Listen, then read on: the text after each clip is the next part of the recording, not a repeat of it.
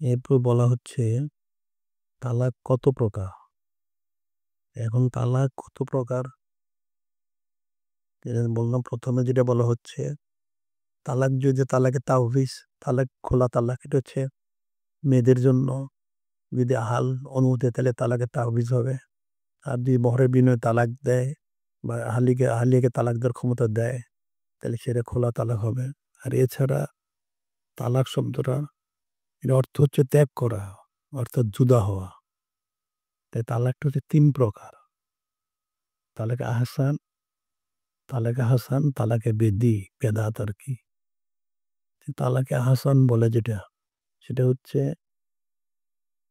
যে পবিত্রতার মধ্যে আহলিয়ার সাথে সে নির্জন অবস্থান করে নাই, যে পবিত্রের মধ্যে আহলিয়ার সাথে নির্জন অবস্থান করে নাই, সে পবিত্র দিয়ে এক তালাক দিয়ে ইদ্যত পর্যন্ত রাখে, এক তালাক দিয়ে ইদ্যত পর্যন্ত রাখে, তাহলে সেটা হচ্ছে আহসান তালাক।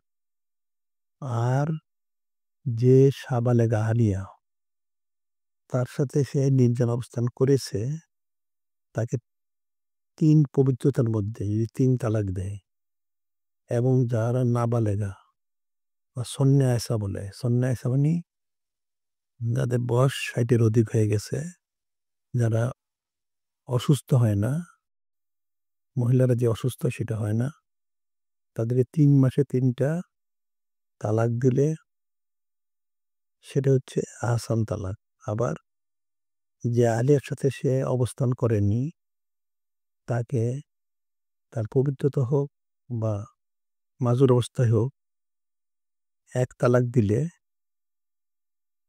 এটা হচ্ছে হাসান তালাক। এটা হচ্ছে হাসান তালাক। প্রথম হচ্ছে তালাক আহসান, আহসান, হাসান, বেদি। আহসান হচ্ছে আহলিয়াকে যে পবিত্রতা সে ব্যবহার করেনি, নির্জন অবস্থান করেনি, সে পবিত্রতা এক তালাক দিলে সেটা হইলো দিয়ে ইদ্যত রাখা আহসান তালাক।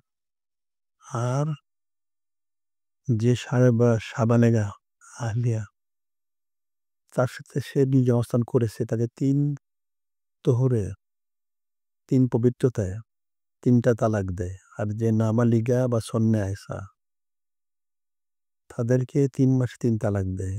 আর যেই আহলিয়ার সাথে অবস্থান করেনি, তাকে সেটা পবিত্রতাই হোক বা মাজুর অবস্থাই হোক, এক তালাক দিলে সেটাকে তালাকে হাসান বলে।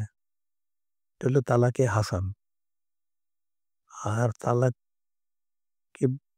বেদি যেটা, অর্থাৎ বেদাত, এটা হচ্ছে আসলে এটা পবিত্রতাই হোক আর অপবিত্রতাই হোক, মাজুর অবস্থায় হোক, একসাথে ৩ তালাক দিলে, এক বাক্যে দেখ বা ৩ বাক্যে দেখ, একসাথে ৩ তালাক দিলে এটা হচ্ছে তালাকে বেদি, বেদাত তালাক।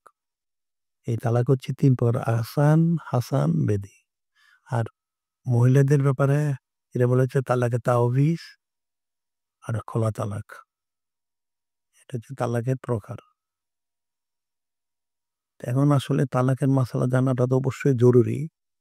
তবে এখানে একটা বিষয় হচ্ছে, সেটা হলো জানতে হবে। তবে এই বিষয়টা তালাকের থেকে দূরে থাকাটাই ভালো।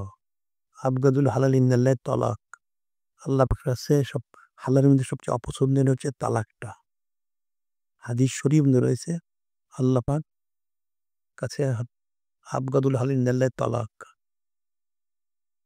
হালালের মধ্যে সবচেয়ে অপছন্দের হচ্ছে তালাক দেওয়াটা। কাজে তালাকের বিষয়টা মাসালা জানা ভালো, জানতে হবে শরীয়তের মাসালা।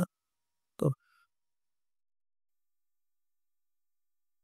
তবে এই তালাকের কাছে যেন কেউ না যায়। এটা একটা সংসার বিরান হয়, একটা ফিতনা সৃষ্টি হয়।